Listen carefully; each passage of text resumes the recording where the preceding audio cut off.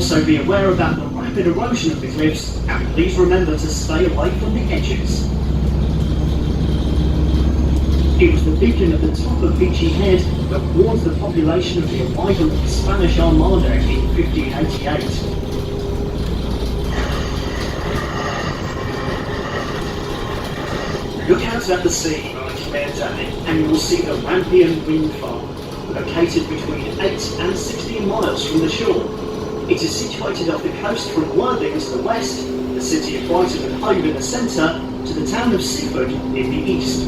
There are 116 turbines, and at a cost of nearly £2 billion, covering an area of approximately 24 square miles, construction is expected to be completed in 2018. Beachy Head's chaplaincy has been patrolling the cliffs since 2004, reaching out to those in distress, seeking to save lives. The lack of development across the downs means plenty of unspoiled habitat for birds, mammals and reptiles. You can get to see cattle, sheep, rabbits, red fox and badgers. The European badger is powerfully built with a black face, white markings and grey body. Weighing about 29 pounds in the spring and 37 pounds in the autumn, Beachy Head has many sporting events throughout the year, including cycling, walking and a 10k marathon, one of the biggest off-road in the UK. We are now making our way to the Belle Tout lighthouse. Believed to be a French name, but more likely to be Celtic, taken from Belle, God of War, and Tout, look out. Due to constant erosion, it was decided to move the Belle Tout lighthouse further inland. In March 1999, the 160-year-old structure was moved 56 feet on specially constructed hydraulic rails. The lighthouse now sits on a single-storey building. Worldwide media attention was attracted by this move and was featured by the BBC's Tomorrow's World programme.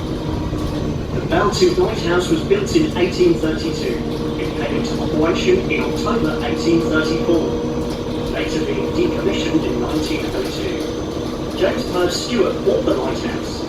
He constructed an access road and upgraded it to a family home and tea room. It was almost completely destroyed during the Second World War, being badly damaged by Canadian artillery fire.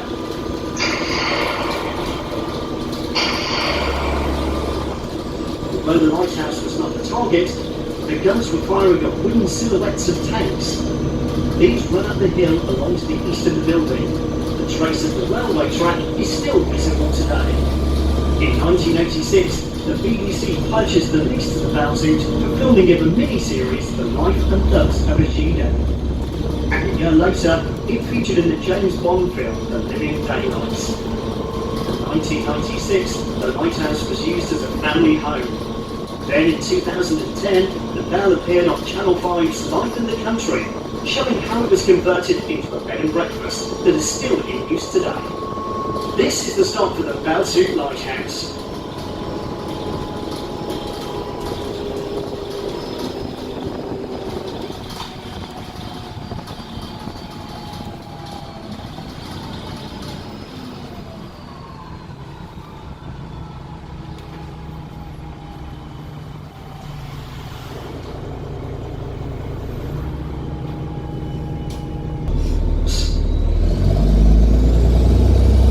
Visitors should keep a lookout for some of the area's varied flora and fauna.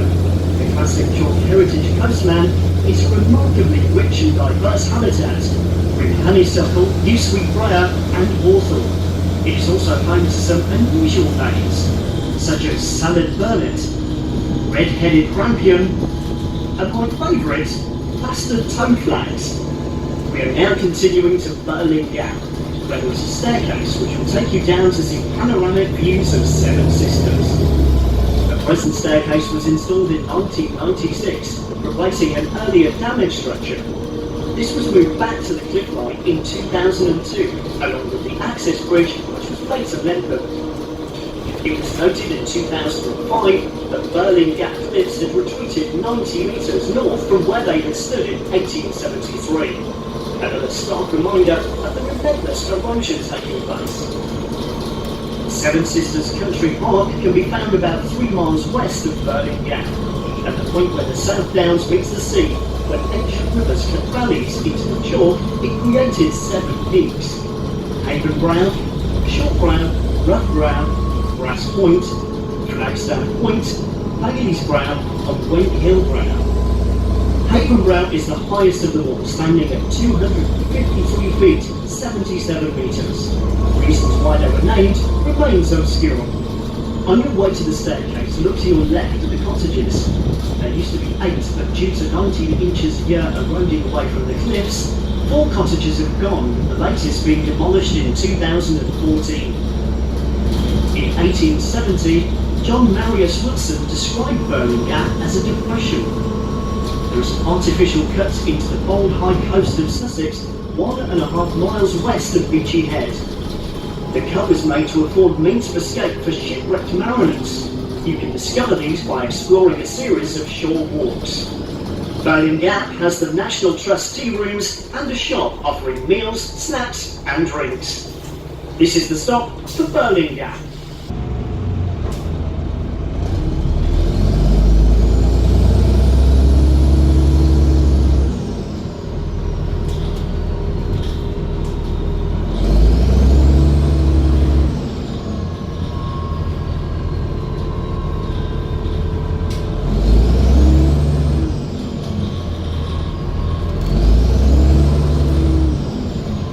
The soil type, known as Renzina, only supports slow-growing plants. Man's effect on the environment has been greater. By clearing away woodland, it created a haven for birds and lots of grassland for waiting animals. As we leave Birling Gap, we turn inland and travel across downland, where millions of migrating birds fly from each year. You can see lots of different varieties, including kestrels, crows, swallows and seagulls. These can grow up to 66 centimetres long, and they have a varied diet including animals, plants and even some stolen chicks. Eastbourne Corporation bought 4,100 acres of downs in 1926 at £91,291, about £1.07. Or £22 an acre. Birling Manor, coming up on the right, has 1,800 acres of arable pastures and woodland. Queen Elizabeth I stayed here in 1573. The Manor of Birling was originally part of the possessions of Odio, Bishop of Bayeux. He was half-brother of William the Conqueror, and was for a time second in power after the King of England. Now it's home to the present Lord of the Manor. You can catch a glimpse of the building to your right, a great example of a local flint-built farmhouse.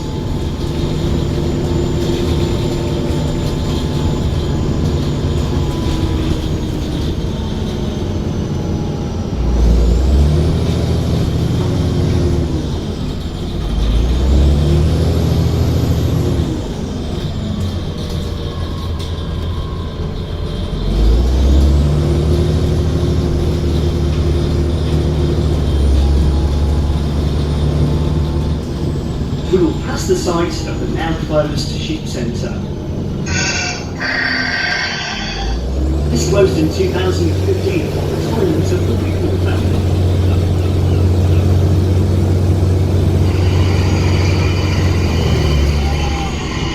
Notice to the left is Easting and Friston Cricket Club, established in 1989 and home of the Easting Tigers.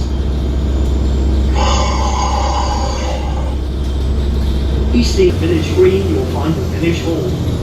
Every Wednesday morning is a farmers' market, started in 2003 by Lord of the Manor Charlie David Gilder, selling fresh local produce, arts and crafts. The church is dedicated to St Simon and St Jude. It has a Saxon tower with an unusual gate to prevent cattle from entering the church. Just behind the village hall is the Tiger Inn and the Hiker's Rest. A grateful place to have a well-earned rest, meal and drinks. At the Tiger Inn they offer local